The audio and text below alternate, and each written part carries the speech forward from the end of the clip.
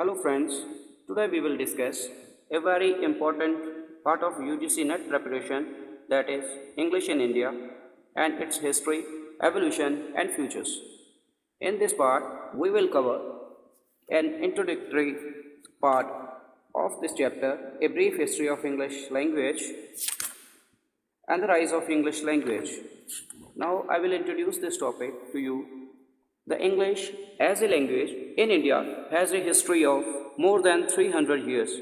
It came along in existence in India with the arrival of British in the Indian coast. From then till now, English as a language has a tremendous journey in the Indian subcontinent, as people from across the different communities, religions have tried to learn the English for various reasons, and it has come to such a state where without English we cannot think of our life in India in the present context. But before getting into any discussion of English in India, its revolution, we need to have a brief look as a history of English language and also need to understand why English is necessary language for acquisition in the present global context. Language is a system. English has a status of associate language, but in fact, it is the most important language of India. After Hindi, it is the most commonly spoken language in India and probably the most read and written language in India. English is a very important in some systems like legal, financial, educational, and business in India. When the British started ruling in India, they searched for Indian mediators who could help them in administering the India. British turned to a high caste Indian to work for them. Many high caste Indians, especially Brahmins, worked for them. Need for English arose there for smooth conduct of their administration and governance. Indians in blood and color, but in English, in taste, in opinions, the morals and intellect. Universities for education with an emphasis on English language were established by the British Raj. British rulers began building their universities in India from 1857. English became the first language in Indian education. The modern leaders of that era in India also supported the English language. Even after the India's independence, English remained a main language of India. Officially, it was given a status of assistant language and was supposed to terminate officially after 15 years of India's independence, but it still remains the important language of India. Now, we will discuss a brief history. English was a language of lower classes of England during medieval England, and from there developed to become a language which is presently spoken by half of the world population today. The history of English language really started with the arrival of three Germanic tribes who invaded Britain during the 5th century AD. These tribes, the Angles, Saxons, and the Jutes, crossed the North Sea from what today is Denmark and northern Germany. At that time, inhabitants of Britain spoke a Celtic language, but most of the Celtic speakers were pushed west and north by the invaders, mainly into what is now Wales, Scotland, and Ireland. Their language, now known as Old English, was soon adopted as the common language of their relatively remote corner of the Europe.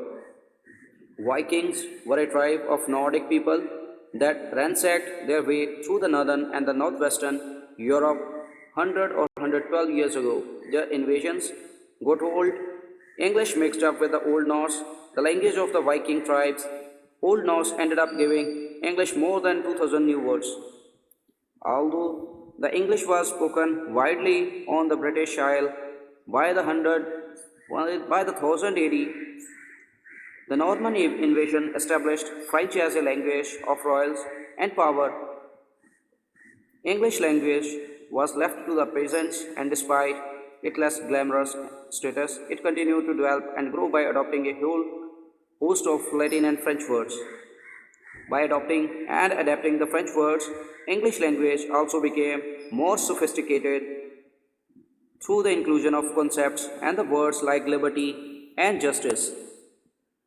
In the 15th century, following the Hundred Years' War with the France that ended French rule of the British Isle, English became a language of power, influence once again. The last modern English era started after 1800 and running through the present days. The main difference between early modern English and the late modern English is vocabulary, as there was a great surge of words in the late period to the rising industrialization, technological development, and scientific progress. By the passage of the time, the language did not remain the Queen's language or asset of British Islands instead of development of English from the different nations like America, India, Africa, Caribbean, Australia. British first arrived in India in 1600s and soon established trading posts in the number of cities under the control of East India Company. In the 1765, the company's influence had grown into the such extent that the British Raj were effectively controlling most part of the country. Initially, English was only taught to the local population through the work of Christian missionaries. By the 1857, universities had opened in Bombay, Calcutta, and Madras. English was increasingly accepted as language of government, of social elite, and the national press. After the independence, India became a nation state. It was intended that English would gradually be phased out as the language of administration. But there was no simple solution as to which language should replace it.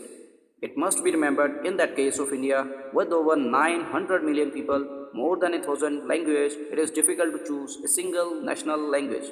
At first, Hindi, most widely spoken language, seemed the obvious choice, but following violent protests in 1963 in the state of Tamil Nadu against the imposition of Hindi as a national language, opinion has remained divided. However, English is widely used in media, in higher education, and the government therefore remains a common means of communication, both among the ruling classes and between the speakers of mutually unintelligible languages. According to the recent surveys, approximate 4% of Indian population use English. English is virtually a mother tongue for many educated South Asians, but for the vast majority it remains a second language. English language took a different shape today. We have many Englishes existing side by side along with the British language. Countries using English as either a first or a second language are located on all 5 continents, and the total population of these countries amounts to the 49% of world's population. English is an official language of United Nations, many other international organizations. English is often considered as a color language, a language of linguistic imperialism. To be more general, a language of cultural imperialism. The colonial powers must have left erstwhile colonies and they must have gained political independence. But West still rules the world not only in the economic terms but in the terms of culture, as many countries crave to pursue English language and culture. David Crystal is of the opinion that the superior status of English in the present state context is primarily for the 2 reasons: geographical, historical, and socio-cultural. One should say with J. A. Fishman that English is language of globalization. Paul J. in his article Beyond Discipline, Globalization and the Future of English argues that globalization also involves process of exchange, dissemination, transformation that are cultural, symbolic. The key question is how to shift the center of English away from the traditional British and Americans focus without colonizing the variety of literatures, cultures, now contributing to the transitional explosion of the English. Now, the question is why English? It can be said that when the economic and the political leadership of the world passed from the Britain to the USA in the early 20th century due to the various political reasons, English language and the shared culture between England and USA created the nexus between old and the new empire. English does not only mean Queen's language or American English, as there are as many Englishes existing in the world as the number of places where the English is spoken. Bridge Kachru had done an interesting story of the growth of English from the colonial language to the globalization, leading to world Englishes. The model of this The three concentric circle is widely quoted. Inner circle comprises the six countries Britain, Ireland, USA, Canada, Australia, and New Zealand. Outer circle contains more than 70 nations, mainly Africa and Asia, where English has played a major role up to the present as a second and the official language. India, Pakistan, Singapore, Nigeria are considered typical countries of outer circle. Expanding circle includes countries where English plays a variety of roles and is widely studied as the foreign language. This circle comprises countries like China, where more than 200 million children were learning English in 2003. Most significantly, expanding circle is growing fast, has already outnumbered the speakers in the two other circles. Now, in the next video, we will discuss English in India and education in India. Now, I have a question for you. Can you think of a world without English anymore?